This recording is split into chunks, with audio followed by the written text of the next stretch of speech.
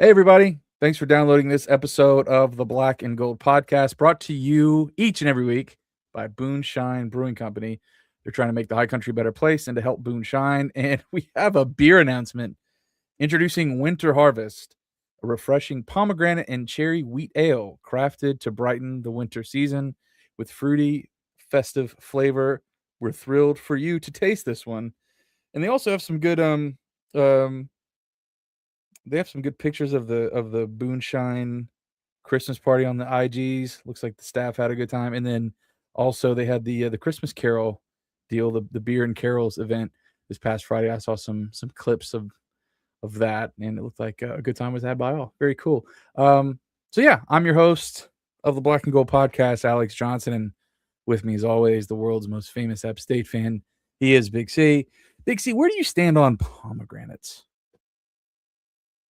I don't know that I dislike the pomegranate, but at the same time, it is a very interesting looking fruit, Mm-hmm. to say the least. But I think I've had plenty of things with pomegranate in it, but I don't know what it really like tastes like. Like if you were to put it underneath my nose or dab on my tongue, I'd be like, it's a fruit.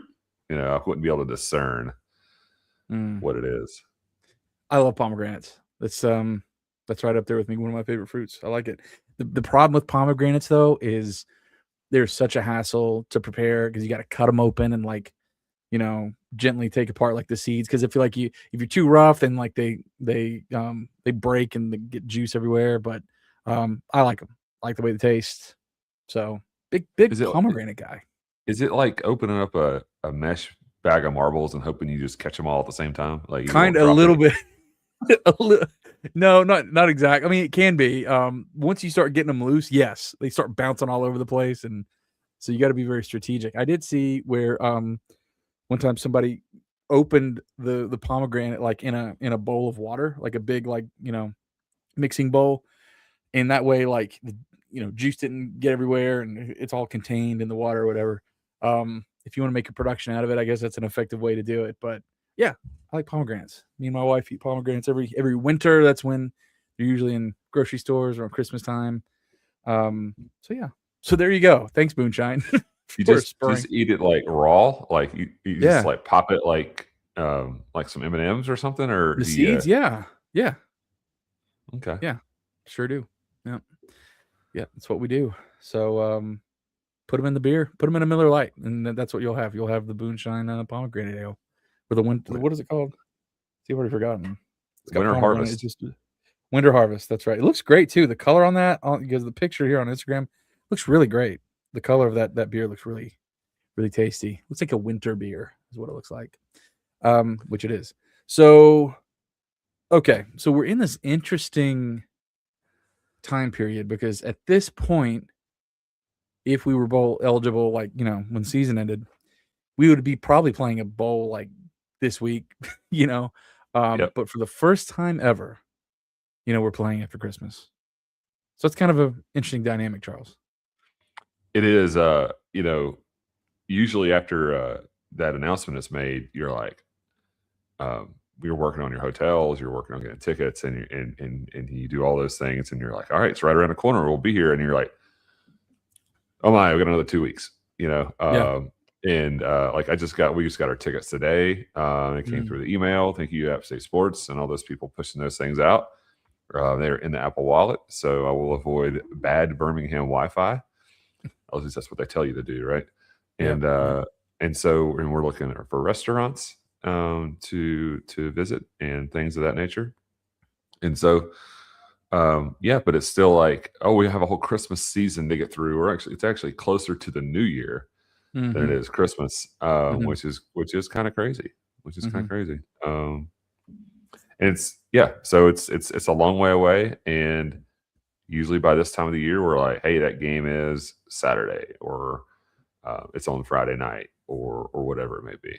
I mean, Troy played last night against Jacksonville State in the Crampton Bowl and did not win. It's it's a little unfortunate. The Sunbelt West representative gets beat in their home state by Conference USA, like very rookie team. Yeah. Like one of those schools that just recently moved up to FBS, and Yes. kind of tough. Yeah, that was the number one thing that I kind of stood out to me. Is like, man, you don't want, you don't want to lose to the new guys, and Conference Mhm. USA. We talk so much trash about them. But what are you gonna do? What are you gonna It, do? I mean, what did Ohio and Toledo feel like? They are like, don't lose those guys, and then it did. So I mean, I guess it happens to everybody, but Yeah. And in this world too, I think we'll probably end up talking about this over time, and I know we've touched on it, but I think going forward, talking about bowl success is just going to be a little different in this world. Like all these announcements. I mean, I don't think we've even talked. Okay, we'll go ahead and talk about it. Uh, JJ Cole and AJ Swan are just gone. They're in the portal now, and well, they're announcing their intentions to enter the portal. yeah. So And we assume they're yes, gone. yeah. And we assume Yeah, they're yeah. gone. We assume they're not playing. I mean, that Yeah. would be the safe bet, right? If I were so like if I were if I were their dads or their agents, these guys have agents apparently. I'd say, hey man, what are you doing? Don't play in a bowl game. Like you're out there looking for a new home. One late hit, like AJ Swan knows that more than anybody. One late hit in your toast, you get hurt. So I don't know. I would do that. And by the way, I just now realized this. We're recording exactly on the date that we played the second Camellia Bowl, the second one against Okay. Toledo, that 31-28 game. That's interesting. 9 years ago. In a couple of days, it'll be 10 years since we played our first bowl. That's wild, isn't it? Because like when we started the podcast, it had been 10 years since our first national championship. Now it's equal distance from that point to our first bowl. So time flies when you're having fun. That's crazy. Wow. Yeah, and we've had some fun. We've had some fun. But yeah, my guess, I'm putting my chips down on. Well, let me ask you this: who's starting quarterback on December 29th? I don't know. I mean, if you had to put money on it, you'd say it's Noah Gillen. Yeah, I mean, I think there's like if I would say this would be different if there was like a backup quarterback that played like a game and a half and like really wanted to put something on film. But like AJ Swan and JJ Cole both played significant minutes. Like they, pretty much half the season. Yeah. Yeah. And so what's out there is out there. I don't think one game is going to change that. But I guess we'll see. But I thought it was interesting what Dow said today in a little clip from practice about. Yeah, I didn't see it. What did he say? It was a lot of like, your transit, we were transitioning our team. We had done a lot of the things that teams who would not be doing or not be playing would have done. Yeah. And it's almost like he's a little bit trapped. It's like we got to play for this year, play for who's here, and then also like be transitioning at the same time. So it's certainly hinted at, we're rolling with what we got and who we got. And so, I think the bigger question than who's the starting quarterback, who'd be the backup quarterback if something happened, because we've had that situation arise a couple times this year. Yeah. And if Matthew Wilson's in the portal, and is Billy Wiles out of eligibility? Like, would he? Yeah. Is he graduated? Like, yeah. Well, don't ask his dad. Yeah, don't ask that. I don't know how many people ran across that tweet. Don't ask Daddy Wiles. Assuming that's Daddy Wiles. Yeah. Uncle Wiles or whatever. Uncle Wiles. Yeah. Cousin Wiles. So, what, and people who were paying attention saw that the spread like jumped from like 3 to 7. Like it was like Georgia Southern -3, like Georgia Southern -7. And so all they can do is like, well, what's the likelihood is guess. What's the likelihood of some of these players actually playing? And they can, but what does it look like? And are there smoke screens, to this? Because, nobody really knows. Like, no. Yeah. Like, I think there's some Yeah. things that we say, we know seniors are playing. Okay. Yeah. You know, Yeah. That's good. that's, that they have nowhere else to play. If they want to play one more college football game, they're going to have to play this one. Yeah. But beyond that, it's a bit of a guessing game. And the other wrench in this is Coach. Oh man, I forgot his. It's Alan. Is it Mogridge? Yeah. So he's at Georgia offensive line Tech coach. now. He's at Georgia Tech. He went down there with Brent Key. He was at Georgia Tech, I guess, several years ago, and then now he's back. And according to Weston Scambler, who is just like, he's like a radar, is what he is. He's like a satellite dish, picking up everything. He's like the Matrix. He's like the Appalachian State Matrix, is what he is. He apparently the running backs coach is gone too. I didn't see that announced anywhere. I just saw Weston just disappeared from the roster page or coach's page. Yeah. Okay, I'm looking at it now. Okay. Yeah. Yeah. So that's what Dow means when he's like, we're transitioning to 2026. Like we're gonna have what looks like a high school sized roster out there. You know what I mean? Like in terms of numbers. Now it may not be that, but there will be fewer coaches and there'll be fewer players. You might want to bring some pads down there, Charles, and some cleats. No, I'm out of eligibility. And I don't think I could set the edge like I used to, like David Larkin scan right now. Yeah, that's a good point. But it looks like Ryan Pugh is the new offensive line coach. I don't know. This is kind of interesting. Like this is, obviously we're in a whole new world with Coach Loggins and all, just a new world. We used to have to wait, until like February before, you see these hires or whatever. And now, offensive line coach gone. All right, we got this one. And young guy, he's my age. And he won a championship at Auburn with Coach Drinkwitz, right? Right. And so cool. I mean, good. I don't know if he's going to be a good coach or not. I hope he is. He was at Abilene since 22. We faced him a couple times in when he was at Troy. So I don't know. I mean, do you have any thoughts about Coach Pugh? I like a young guy. I like a younger guy. Well, that's kind of cool. It's kind of like there's a user on Twitter, Tom Fornelli, and he always says every time there's a new hire, he's like, I think that's a fantastic hire for that school. I don't know if it'll work out. And and it's like, it's kind of a gimmick. But it's just like, of course we want it to work out. But we also know that like it could work out too good and he could be somewhere else, or it could work out bad and he will be not with us. So do you want it to work out like at a level of mediocrity where that person comes back for another year and creates continuity? Not really either. Yep. So we're very much at a year-to-year thing now. It's not like, we're not looking for dudes to stay here forever. Because if they're like good, I can't even tell you the name of the coach, the running backs coach. I don't even remember his name. Do you? I can see it, but I don't want to sit here and guess because it'll be like I'm saying Jack Davidson. You know what I mean? One of the best leprechauns of all time. Yeah.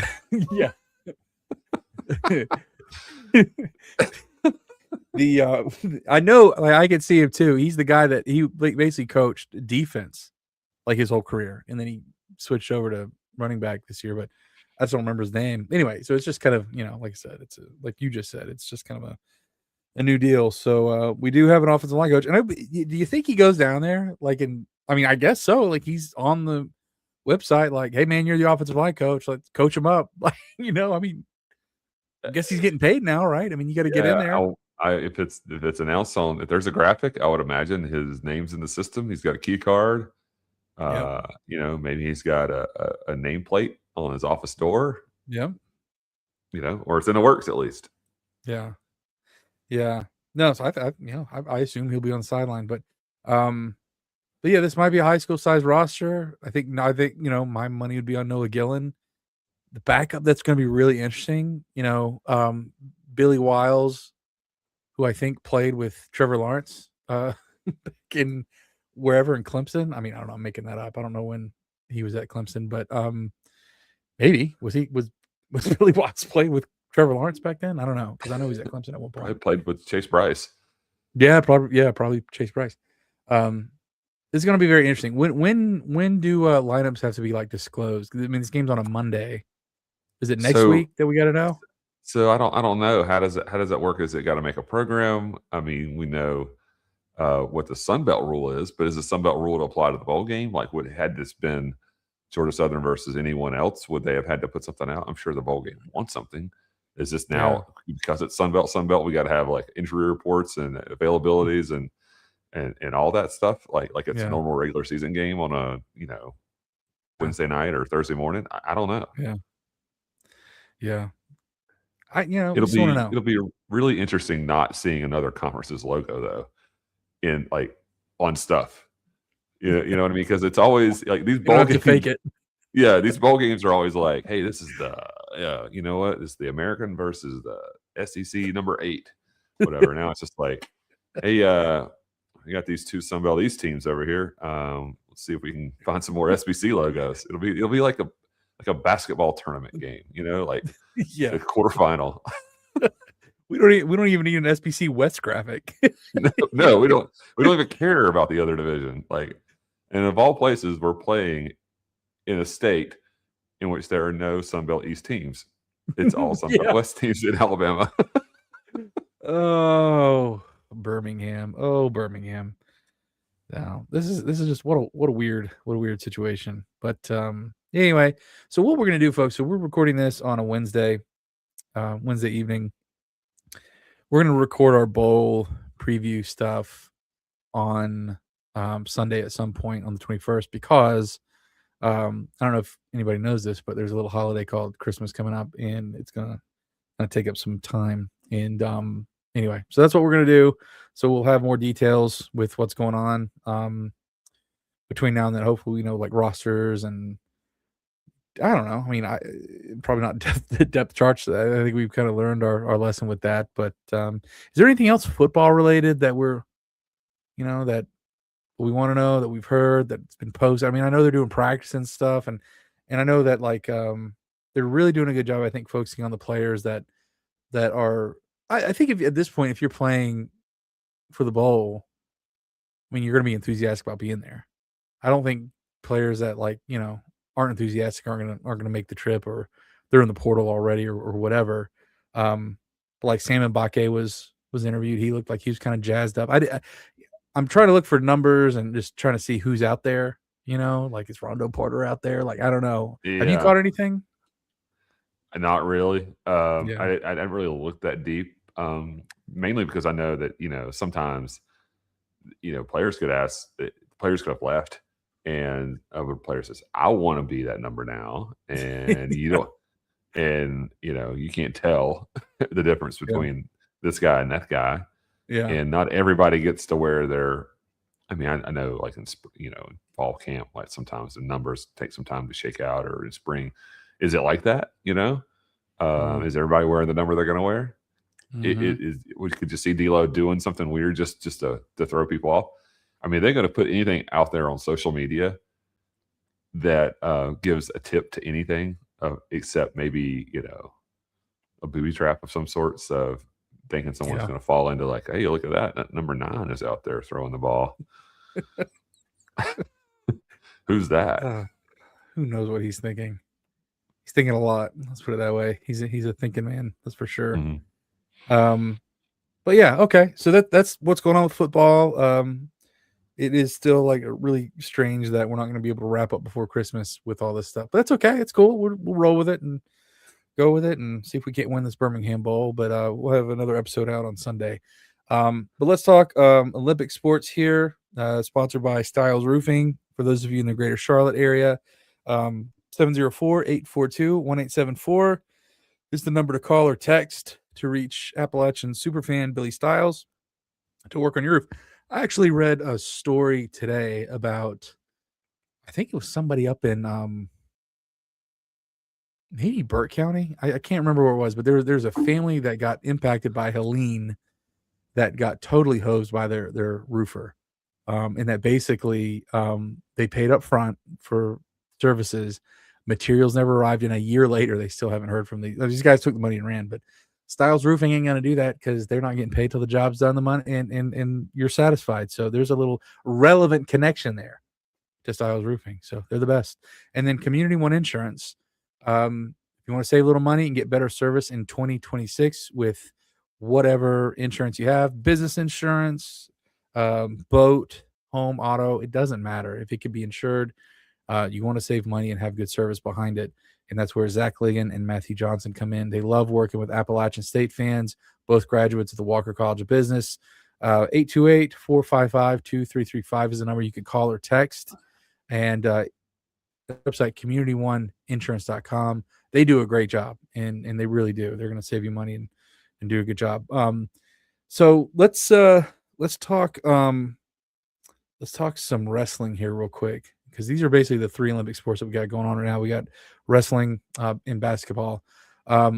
We actually, I don't know if there's anything with live scoring. I know we're wrestling Duke right now. We have a match with Duke. Let me see if I can. I got it right here, AJ. We are okay. We are 8 matches in, and Avs are up 28-3. Oh Lord! Oh, wow. Well, tale as old as time. Appalachian State going against Duke and kicking that butt. So that's awesome. Yeah, I noticed that they were. I don't know if we're going to be able to record before this was done or not, but that's awesome. And they're wrestling in Cameron indoor. That's kind of cool, right? They're wrestling in Cameron. That's yeah. And it's funny because Duke got a scare last night for like a half on the basketball court. But who did they play? Lipscomb. Oh, Lipscomb. I saw ETSU. Just looking at the scores on the bottom, ETSU gave Carolina a run for their money in the first half too. And ETSU was 8-2, right?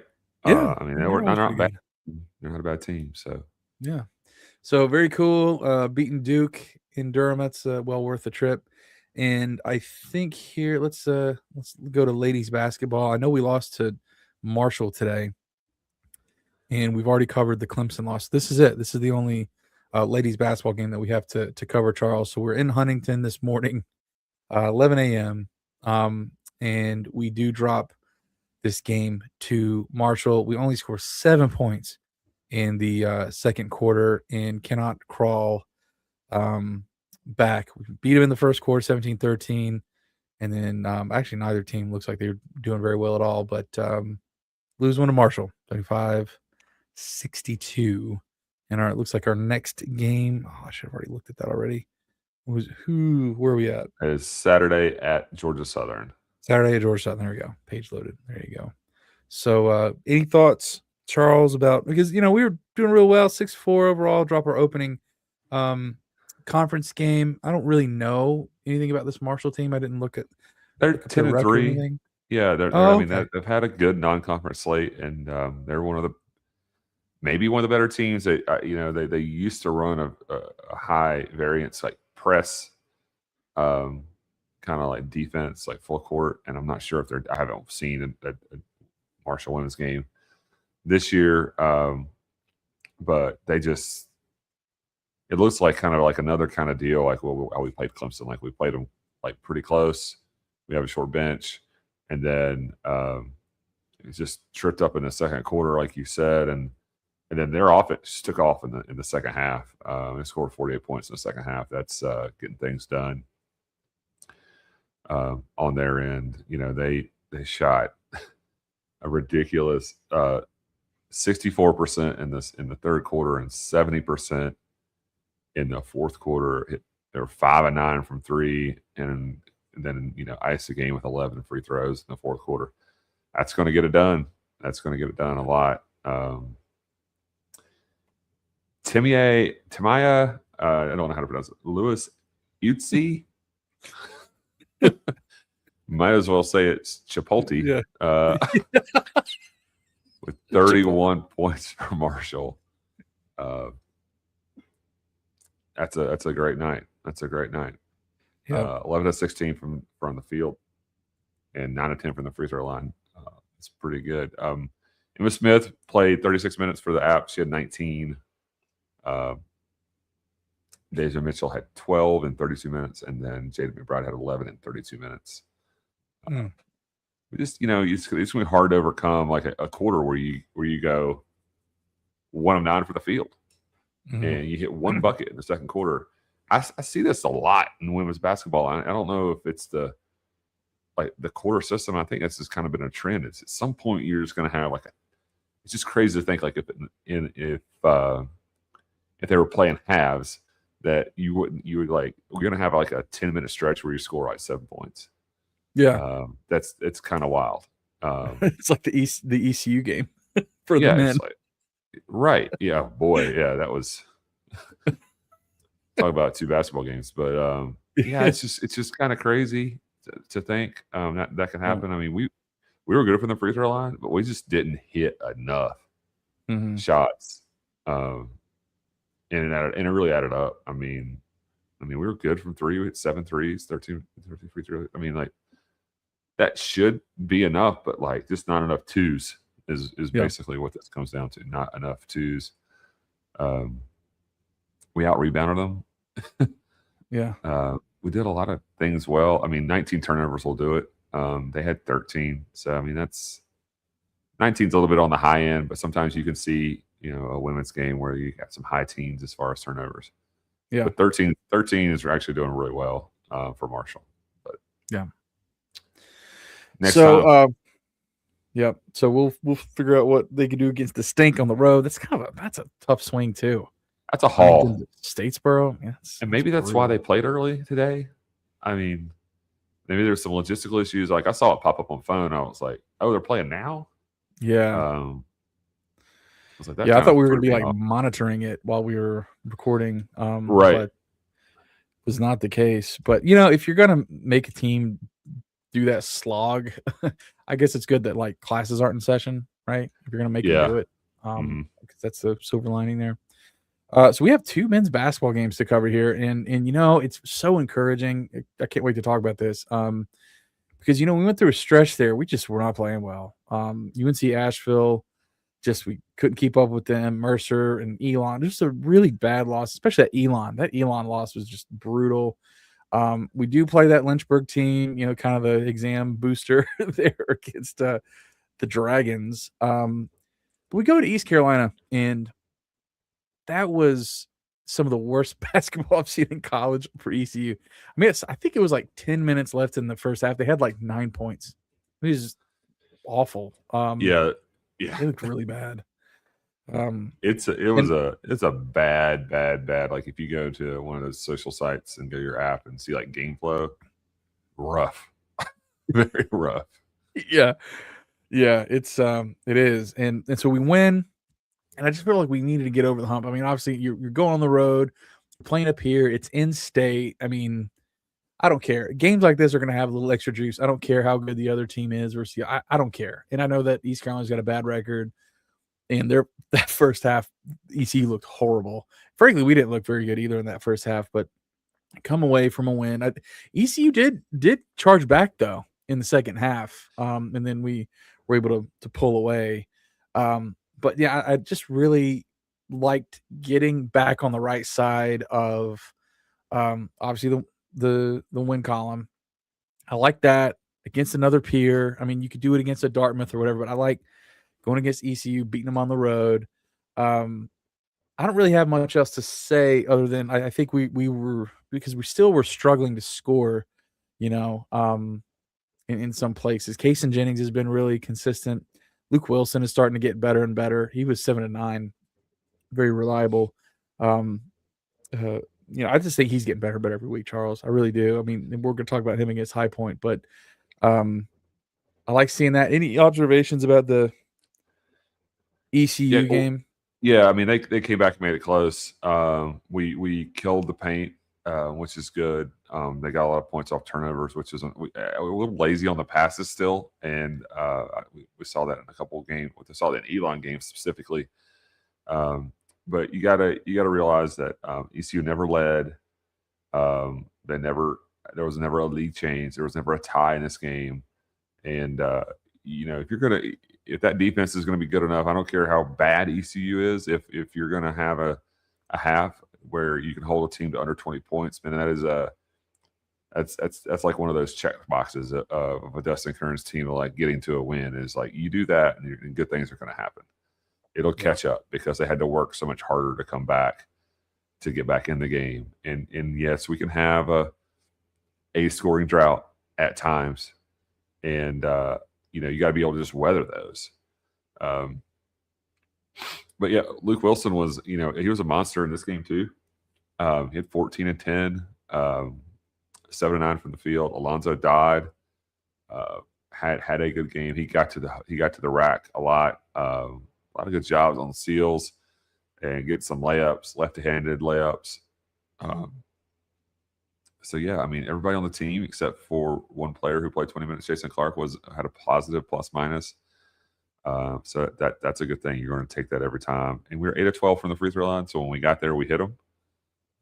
So you just it's a good game. I mean, ECU is bad. I mean, they're really bad. But we had to go win that game, right? We had to go get that done.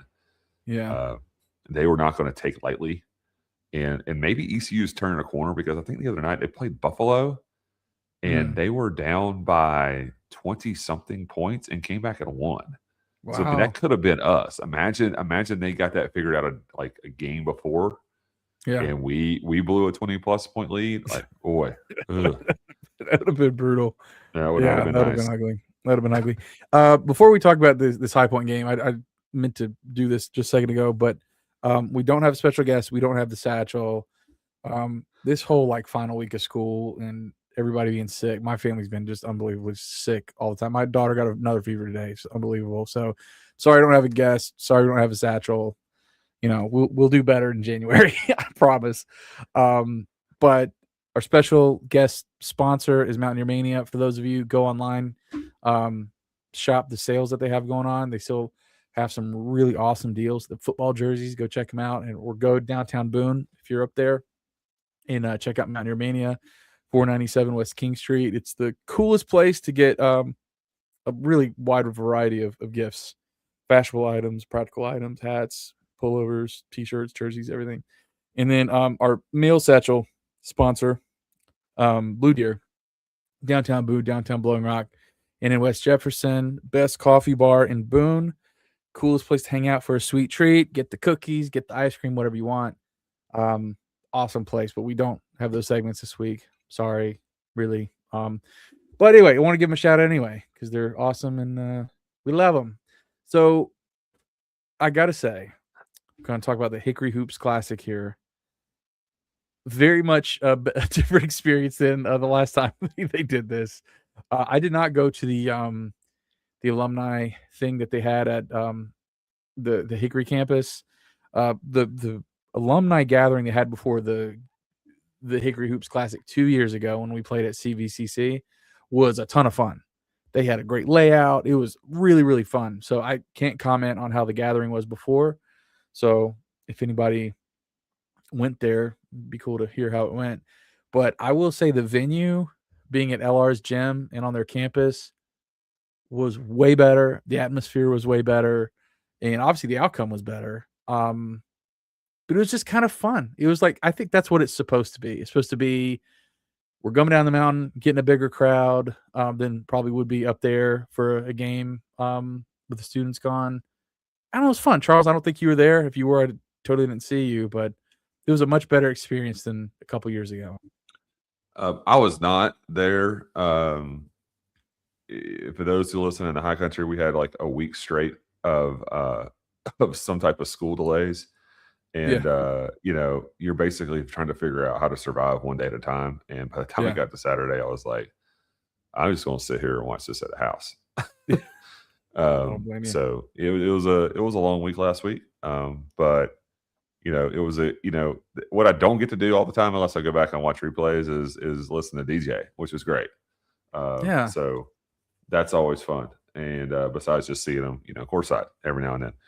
But this was a heck of a game. I mean, it had everything in it. I don't know how we blew that early lead, and I don't know how we came back either. Like it's crazy to me that we were down 8 with 2.5 minutes to go and somehow forced OT.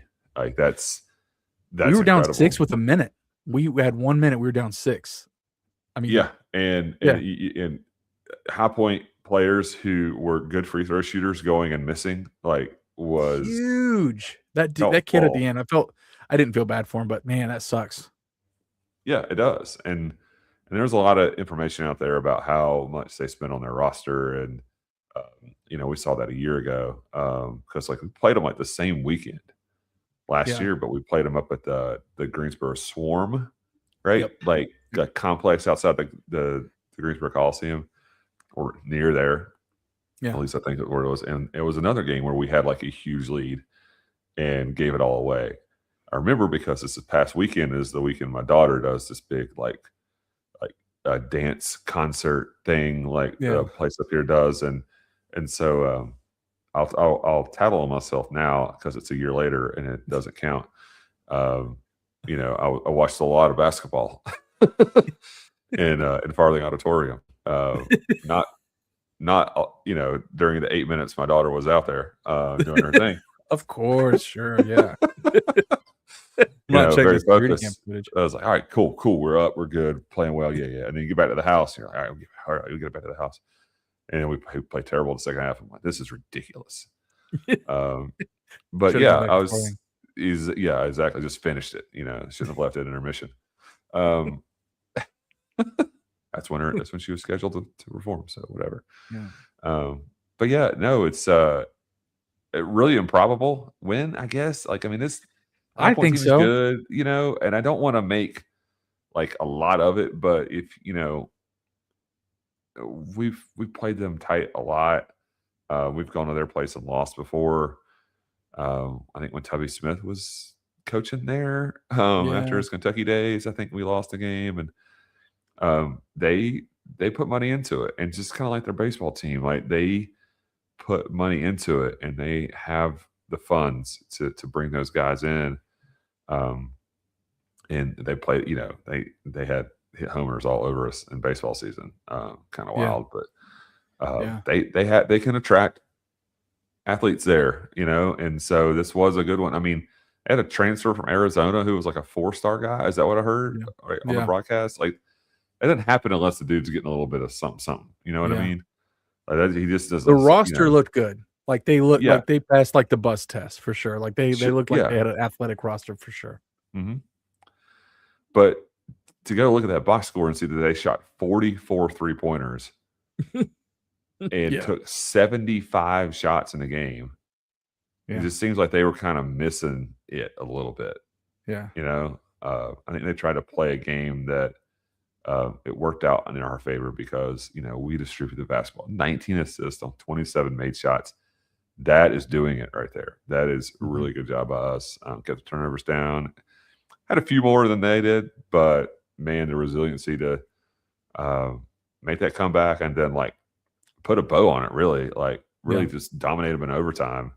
Yeah, and then we can go and talk about the individual performances here. Obviously, there was 5 extra minutes to play. Very top heavy for us. We really needed our 5 to log in and log in those extra minutes. I mean, we needed them, and they came through for sure. Well, we scored 86 and 7 points came. I mean, all but 7 points came from 4 players. Yeah. And when you're that top heavy, it's kind of wild to see a team just not be able to just figure that out over the course of 40 minutes in a game. But Dodd was incredible. Yes. Best game I've seen him play as an Appalachian game out here. And so he could be coming into himself here. Hey, maybe that conversation was had. You're a senior. I mean, we need you to do things. So a great week for him. On top of 25 points and 7 assists and 7 rebounds, he drew 9 fouls. I mean, that is incredible. And then Luke Wilson also drew 9 fouls, and he had 19. 40 minutes Luke Wilson played. Yeah, almost 40, pretty much. That's getting it done.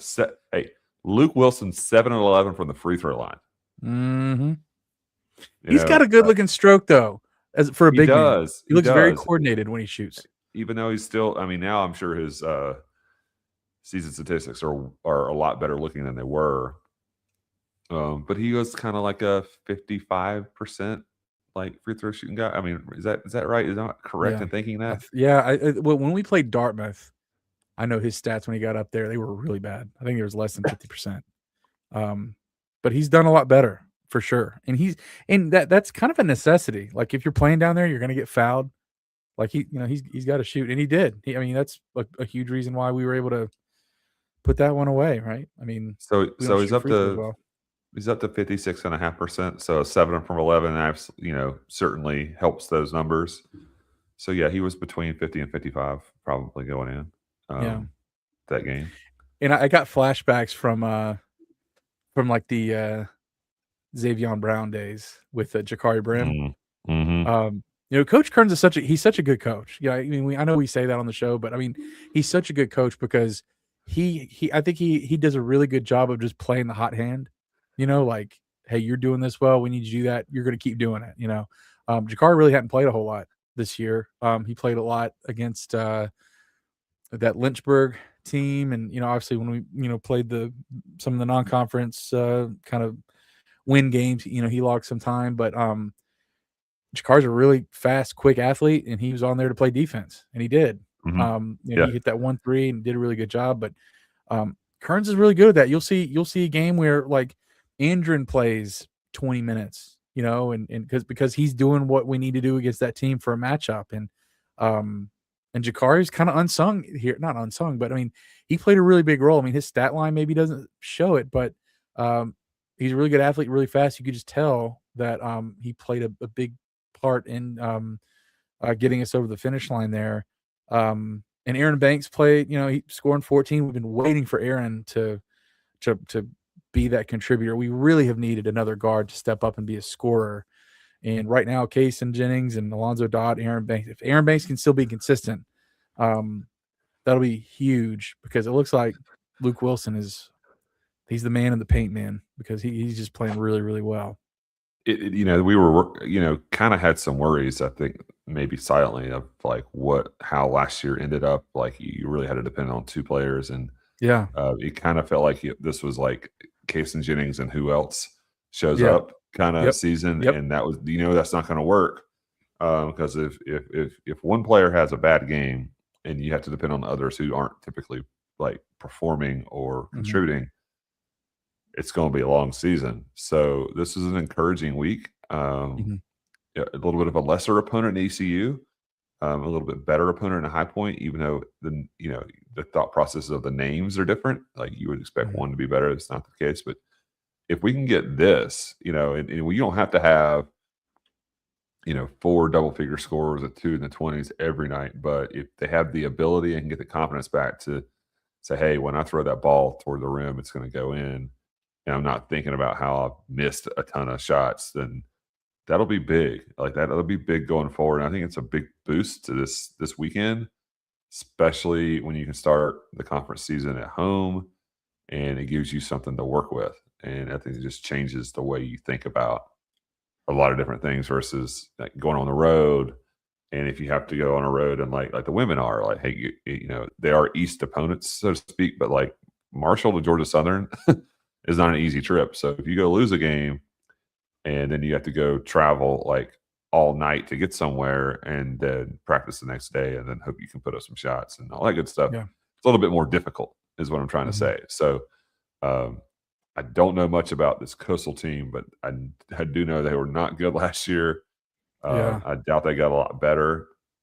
But this Georgia State team we just played, they lost to Mercer.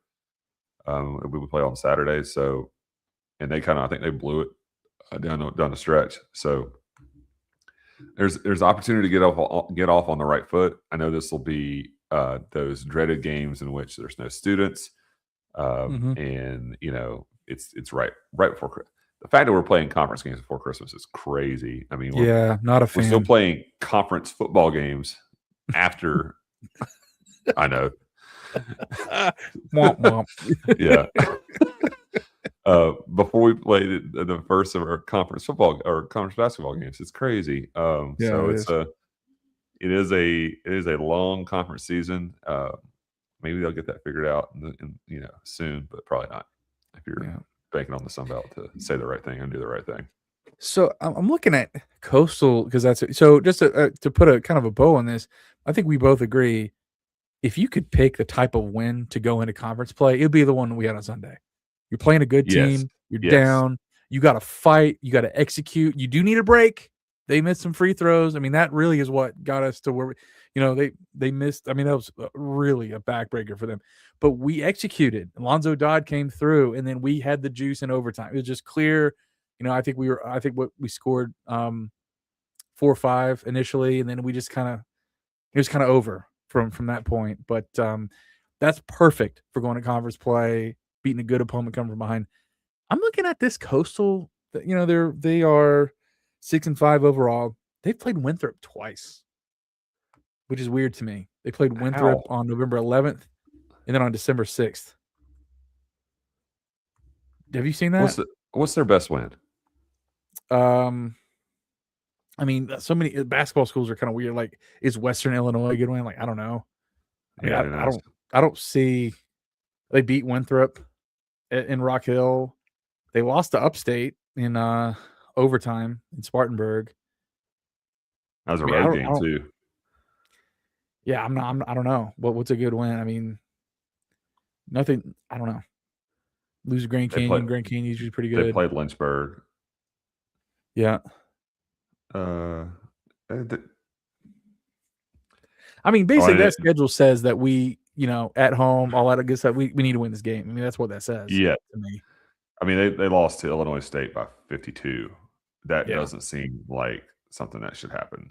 Yeah. Well, don't look up our Elon score. Elon is they're not terrible. They're No. not as good as they should have been that night. No, that was ugly. That was ugly.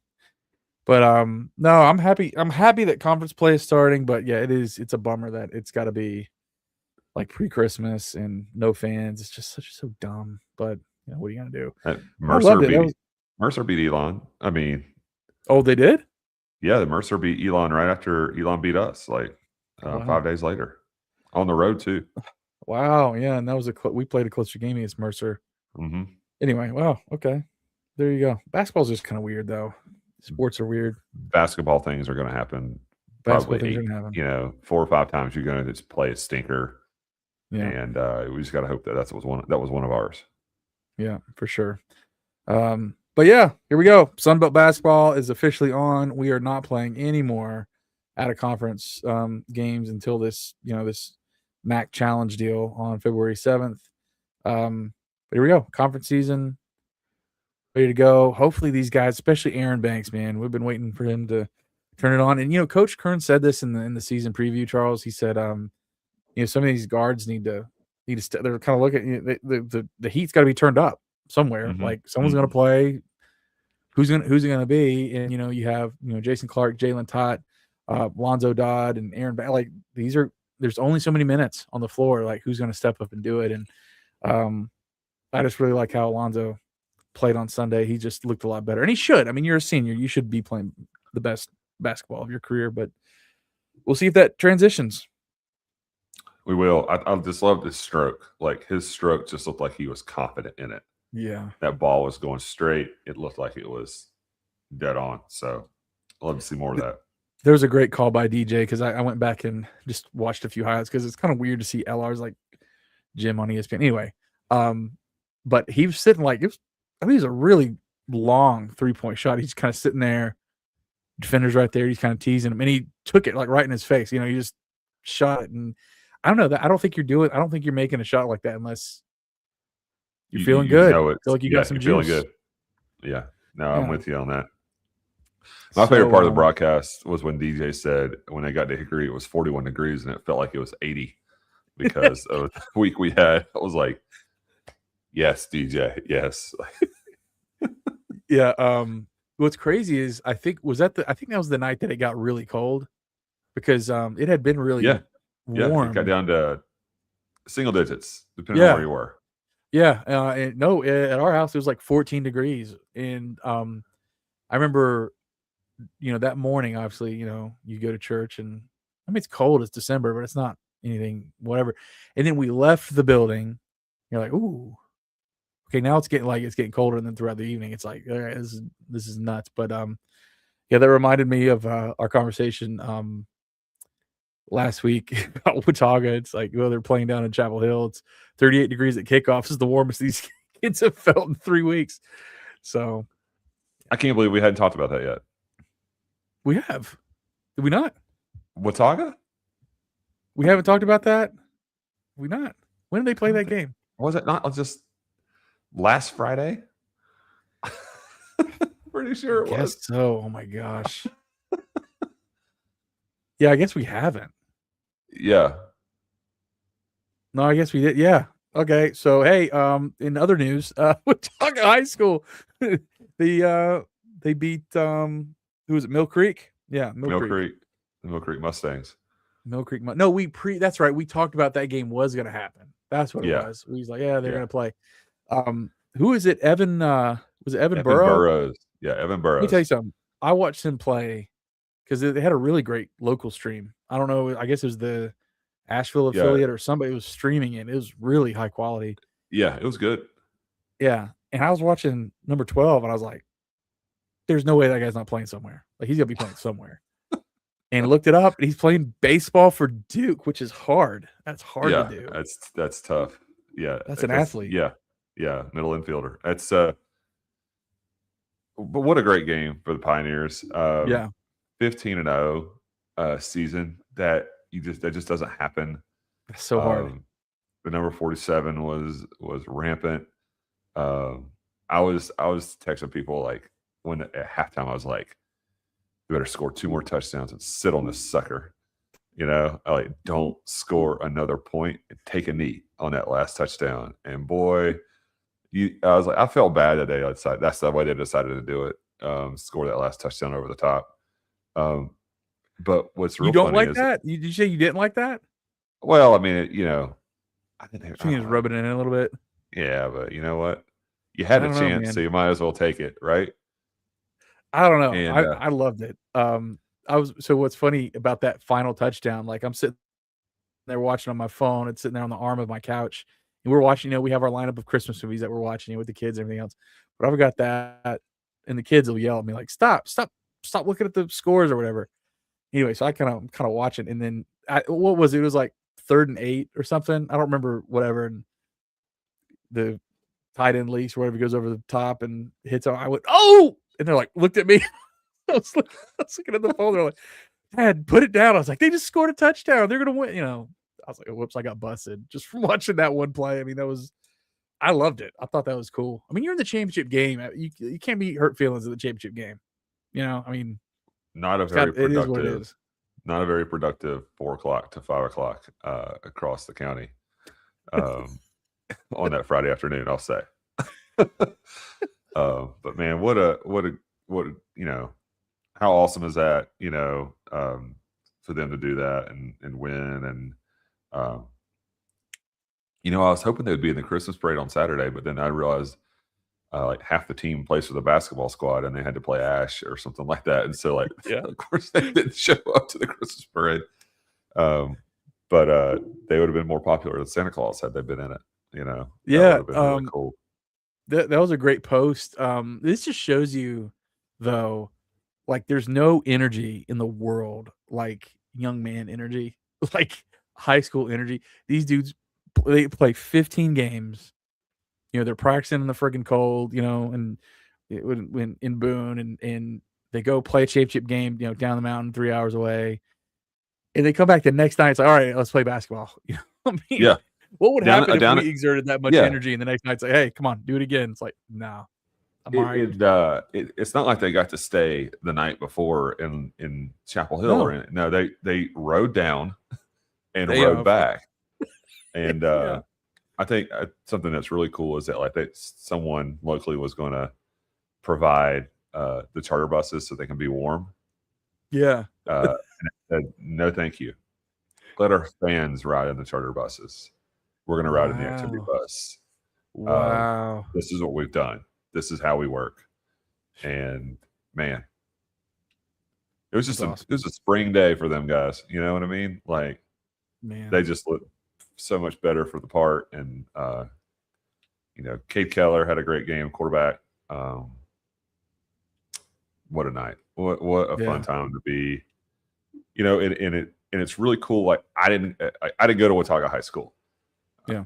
I hope my daughters get to go to Watauga High School, and that is something cool that they'll get to remember. But like, there's people there's lots of information spread by Watauga online about who was on that 1978 team, and there's people like I know in town. There's people that like we see at basketball games like on that roster, and it's really, really cool.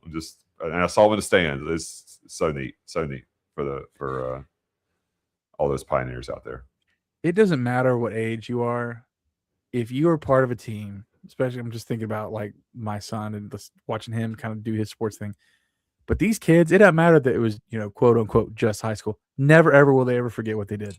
Never ever in a million years. It's because it's truly a huge accomplishment. They went against their peers head to head, beat 15 of them in a row, and we're the best in the state. You can't beat that. We're talking about those men that were on that football team 47 years ago, and those guys will be talked about 47 years from now. Oh yeah, so neat. Yeah, it's awesome. Really happy for them. There's so many great players. They just did their job. It was a very clean football team, right? I mean, they just did what they needed to do and executed, and it's cool to see. Yeah, but Evan Burrow definitely he put up some stats for sure. He had a night. Yeah, he did. And you say he's a middle infielder. Where does he play? Does he play shortstop? I think he can play in the middle infield, like shortstop or second base. I don't know what he plays for Watauga. Imagine shortstop. You would think. Yeah. I mean, I'm not like hip to modern baseball stuff now, but like typically, like if you're going somewhere like an ACC school to play, if you're going to play second base, you're probably a shortstop, for your high school team. Yeah, because But anyway, whatever. Congratulations to them. I know what you're saying. Yeah, I know what you're saying. But they're doing a great job. And you can't just go to Duke. You can't just go to Duke for baseball. Like it's not like you just like, hey, I'm playing D1. No, you're going to Duke. There's other things going along with that. You know what I mean? Like And it used to be like if you went to Duke to play baseball or another sport, all due respect to all the people that played it. I know a guy that played at Duke, played Duke baseball in the 90s. All due respect, it meant you were really smart.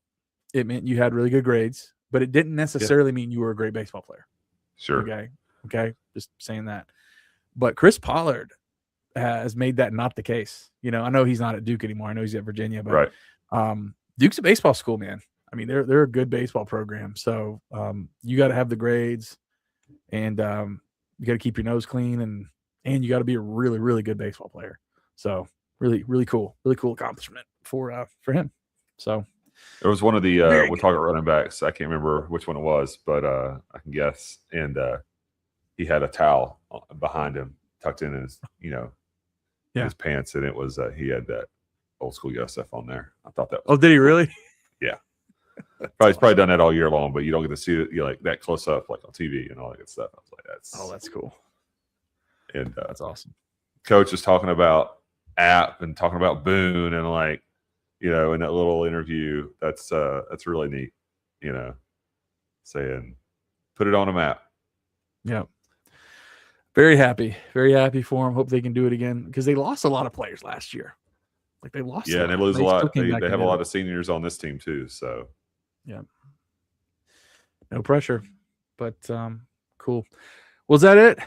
I swear this is just what December does to people.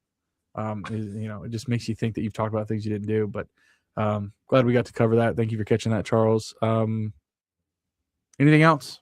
That's it. I think we got it. Very cool. All right, everybody. Thanks for downloading this episode of the Black Gold Podcast. And until our bowl preview episode in a couple days, go Apps.